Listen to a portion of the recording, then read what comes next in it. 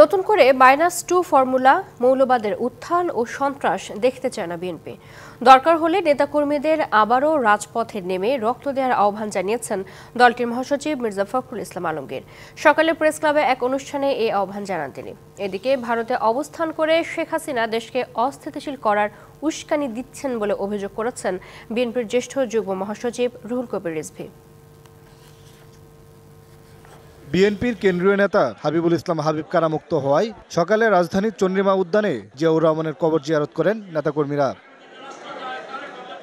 জিয়ারত শেষে সাংবাদিকদের সাথে কথা বলেন বিএনপির জ্যেষ্ঠ যুগ্ম মহাসচিব রুহুল কবির রিজভী। দাবি করেন ভারতে বসে দেশকে অস্থিতিশীল করার উস্কানি দিচ্ছেন শেখ হাসিনা। এখানে যারা ছাত্রলীগ যুবলীগদেরকে একই কায়দায় রাষ্ট্র ক্ষমতায় অধিষ্ঠিত থাকতে যেভাবে করেছেন, একইভাবে আপনি উস্কানি দিয়ে একটা অস্থিতিশীল পরিস্থিতি তৈরি করে একটা রক্তাক্ত বাংলাদেশের আবহ তৈরি করে আপনি সেই সুযোগে মনে করেছেন বাংলাদেশে প্রবেশ করবে।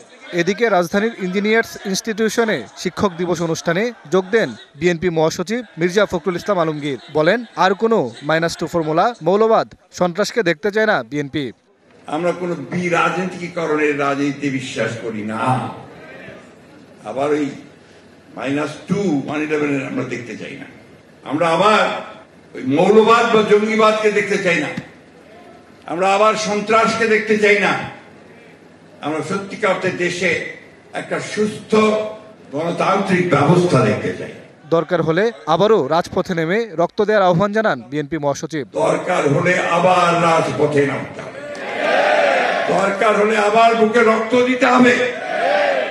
সবাইকে সঙ্গে নিয়ে জাতীয় ঐক্য সৃষ্টি করে আমরা সত্যিকার অর্থেই এই দেশে প্রেসিডেন্ট জিয়াউর রহমান সাহেবের যে স্বপ্ন, সেই স্বপ্নকে আমরা বাস্তবায়িত করব, ম্যাডামের স্বপ্নকে বাস্তবায়িত করব, তারেক রহমানের সাহেবের স্বপ্নকে বাস্তবায়িত। শিয়া বাটার ও ভিটামিন ই সমৃদ্ধ lily glam beauty soap. Lily, always beautiful. কাঙ্ক্ষিত পরিবর্তন না হলে জুলাই আগস্টের ছাত্র জনতার আন্দোলন ব্যর্থ হবে বলে হুঁশিয়ারি দেন মির্জা ফখরুল ইসলাম আলমগীর। ওইটাকে যদি আমরা কাজে লাগাতে পারি।